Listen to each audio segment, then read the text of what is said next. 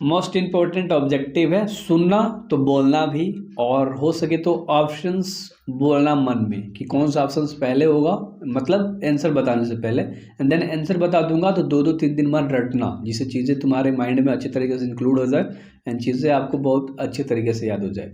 जितने भी most important question है ना उसे अब निकालने वाला हूँ, हर दिन एक वीडियोस दूंगा, तो सब्सक्राइब कर लो अच्छे से कंप्लीट करने के लिए सारी चीजें मेरे साथ। पहला प्रश्न, निम्नलिखित में से बालकृष्ण भट्ट का निवास स्थान कहाँ पर है? जगह का नाम बताना है। इलाहाबाद उत्तर प्रदेश की लखनऊ उत्तर प्रदेश? चलो दो ऑप्शन देता हूँ, इलाहाबाद या लखनऊ, जल्दी से आपको याद हो जाएगा मेरे भाई, दो दो ऑप्शन दूंगा तो आपके साथ। तो इलाहाबाद उत्तर प्रदेश में इनका है ना निवास स्थान था, याद हो गया, इलाहाबाद, इलाहाबाद उत्तर प्रदेश, इलाहाबाद उत्तर प्रदेश, बहुत बड़ा उत्तर प्रदेश राज्य है, इलाहाबाद वहाँ अंदर पड़ता है। ठीक है, तो अच्छे से याद हो गया होगा। दूसरा प्रश्न, निम्नलिखित में से कौन सी रचना बालकृष्ण भट्ट द्वारा रचित है? देखो पहला का घेर के इसलिए रखा हूँ क्योंकि वो भी याद करते रहोगे, अगला प्रश्न भी करोगे। निम्नलिखित में से कौन सी रचना बालकृष्ण भट्ट द्वारा रचा नहीं गया है, यानी कि नहीं लिखा गया है? पद्मावती, वेड़ी संसार, मेघनाथ या मेघदूतम? ये तो अच्छे तरीके से बता दोगे कि मेघदूतम यानी मेघदूत उनके द्वारा नहीं लिखा गया था। बाकी जो भी 3 गो ऑप्शन इसमें दिख रहा है आपको, जो भी मेरे भाई इसमें 3 गो ऑप्शन दिख रहा है, ये सब इन्होंने ही लिखा था। ठीक है, बालकृष्ण भट्ट ने ही। तो किसने नहीं, किसको नहीं लिखा था? मेघदूत को नहीं लिखा था, मेघदूतम को नहीं लिखा था मेरे भाई बालकृष्ण भट्ट ने। याद हो गया, आगे बढ़े, बहुत सुंदर, बहुत सुंदर, बहुत सुंदर। तीसरा नंबर का आंसर का बात करो, बालकृष्ण भट्ट किस युग के रचनाकार थे? बालकृष्ण भट्ट किस युग के रचनाकार थे?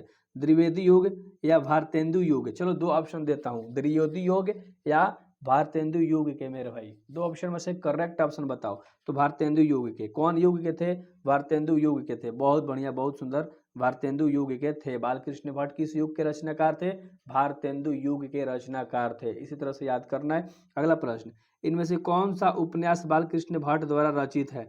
गोदा, अपने अपने अजनबी, 100 अजान एक सुजन या मौला आंचल? चलो चारों ऑप्शन में से जल्दी से बताओ कौन सा होगा मेरे भाई, चार ऑप्शन में से कौन सा होगा, इन चारों ऑप्शन में से कौन सा होगा, जल्दी बताओ, जल्दी बताओ, जल्दी बताओ। इनमें से कौन सी उपन्यास है बालकृष्ण भट्ट द्वारा लिखा गया है?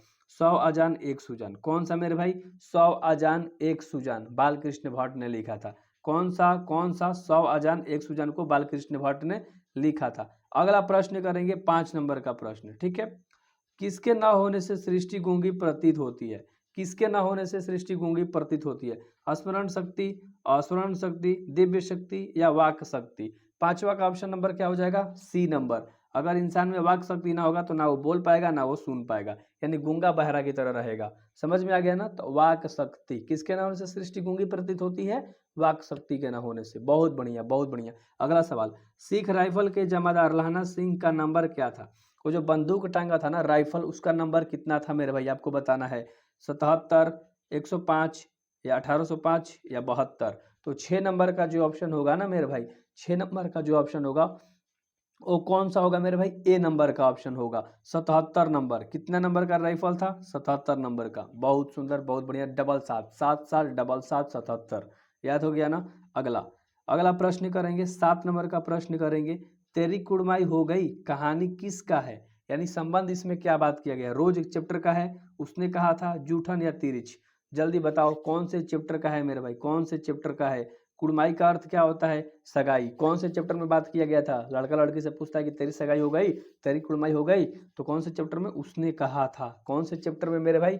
उसने कहा था कि चैप्टर में, यानी दूसरा चैप्टर में। ठीक है, अच्छे तरीके से याद हो गया होगा, गंध खंड का दूसरा चैप्टर में, ठीक ना? बहुत सुंदर। अगला प्रश्न करेंगे 8 नंबर का, किस पाठ में यह उक्ति आई है, मृत्यु के कुछ समय पहले स्मृति साफ हो जाती है? कौन से चैप्टर में ये लाइन का बात किया गया है? यानी मृत्यु आने से पहले स्मृतियां सब साफ हो जाती है, सब चीजें याद आने लगती है।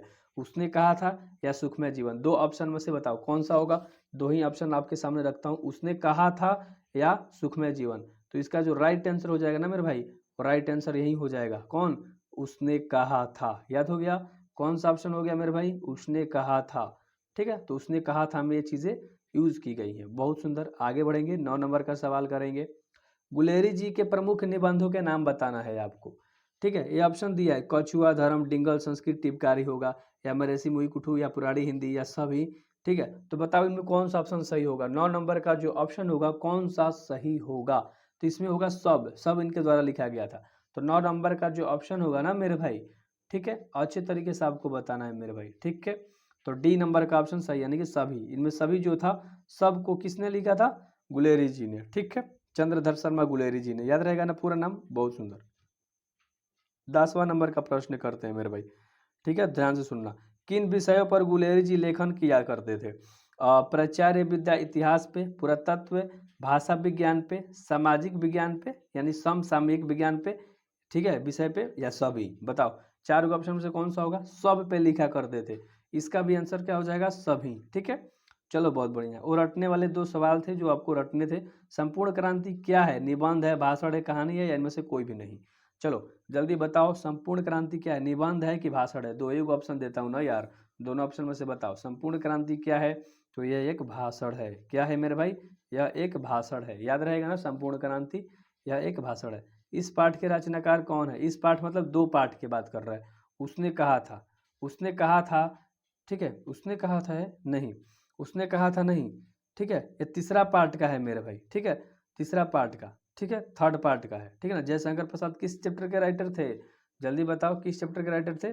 संपूर्ण क्रांति के। तीसरा चैप्टर क्या था? संपूर्ण क्रांति। ठीक है, यहाँ पर चैप्टर का नाम देगा, टेंशन मत लो, एग्जाम में ऐसे नहीं पूछता है इस पाठ के रचनाकार, नहीं, चैप्टर का नाम देके पूछता है मेरे भाई। ठीक है, तो कोई दिक्कत वाली बात नहीं है, वरना ये कोई भी ऑप्शन मार दोगे तो सही हो जाएगा। कौन पाठ कह रहा है नहीं पता है तो एक हमने डाउटेबल क्वेश्चन लिया था कि आपके मन में डाउट होगा तो उसको मैं क्लियर कर दूंगा। अगला प्रश्न की बात करते हैं। जयप्रकाश नारायण को भारत रत्न जनता किस नाम से जानती है? भारत की जो जनता है ना, भारत रत्न नहीं, जयप्रकाश नारायण को भारत की जनता किस नाम से जानती है? समाज नायक, देश नायक, लोक नायक, या जन नायक? ये 13 नंबर का ऑप्शन तो यूं ही बता दोगे ऐसे ऐसे। 13 नंबर का ऑप्शन कौन सा हो जाएगा मेरे भाई? बहुत बढ़िया, बहुत सुंदर, बहुत सुंदर, बहुत सुंदर। लोक नायक। क्या? लोक। लोक मतलब आदमी, और नायक मतलब हीरो, यानी कि अगल बगल के जितने भी लोग हैं ना, उनके अगल बगल सबके वो हीरो थे, इसलिए उनको लोक नायक कहा जाता था। अगला प्रश्न मोस्ट इंपोर्टेंट प्रश्न है, जयप्रकाश नारायण का जन्म कब हुआ था? जयप्रकाश नारायण का जन्म कब हुआ था? 11 अक्टूबर 1902 को, ध्यान से मेरे भाई, ठीक है, 11 अक्टूबर 1902 को, या 8 अक्टूबर 1902 को? चलो दो ही ऑप्शन में आप बता दो, दो ही ऑप्शन में बता दो, जयप्रकाश नारायण का जन्म कब हुआ था? देखो ध्यान से सुनना, ठीक है, 11 और 19 या 2 क्या होता है? 21, यानी 11-21, ऐसे याद रखिए, दोनों को जोड़ दिया, यानी कि 11 अक्टूबर 1902 में इनका जन्म हुआ था। 11-21 याद रख सकते हो, कोई दिक्कत वाली बात नहीं है। ठीक है, बहुत सुंदर। जयप्रकाश के पत्नी का क्या नाम था? लीलावती, या अमरावती, या आगे और ऑप्शन देना पड़ेगा यार। ठीक है, ध्यान से देखो, क्योंकि इनमें से तो कोई होगा नहीं। डायरेक्ट आंसर बताता हूँ, प्रभावती देवी। ठीक है, जयप्रकाश नारायण की पत्नी का क्या नाम था? प्रभावती देवी। तो बहुत अच्छे तरीके से ऑब्जेक्टिव कंप्लीट हुआ। डू सब्सक्राइब इसी तरह से सारे ऑब्जेक्टिव करने के लिए, एग्जाम टाइम में फोड़ने के लिए यार। नहीं पढ़े हो कुछ भी, हम है ना, फोड़ सकते।